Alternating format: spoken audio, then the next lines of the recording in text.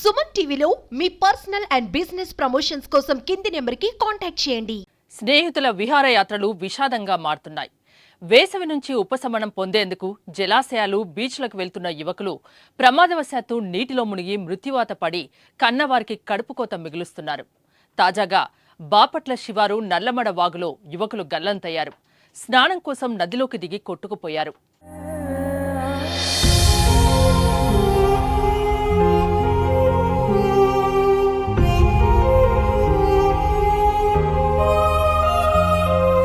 హైదరాబాద్ నుంచి సూర్యలంక బీచ్కు బుధవారం ఉదయం 6 స్నేహితుల బృందం వచ్చింది.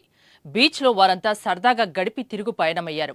అయితే వెళ్తూ వెళ్తూ వారు నాగరాజు కాలువలో మళ్లీ స్నానానికి దిగారు. తొలుత ప్రవాహ ఉధృతికి ఒకరు కొట్టుకొనిపోయారు. అతన్ని రక్షించే క్రమంలో మిగతా ముగ్గురు కూడా గల్లంతయ్యారు. పోలీసులు ముమ్మరంగా గాలింపు చర్యలు చేపట్టి మధ్యాహ్నం సమయానికి 2 మృతదేహాల్ని వెలికితీశారు. మిగతా 2 కోసం గాలింపు కొనసాగుతోంది. గల్లంతైన యువకులు హైదరాబాద్లోని కూకట్పల్లికి చెందిన సన్నీ, సునీల్, గిరి, నందుగా గుర్తించారు.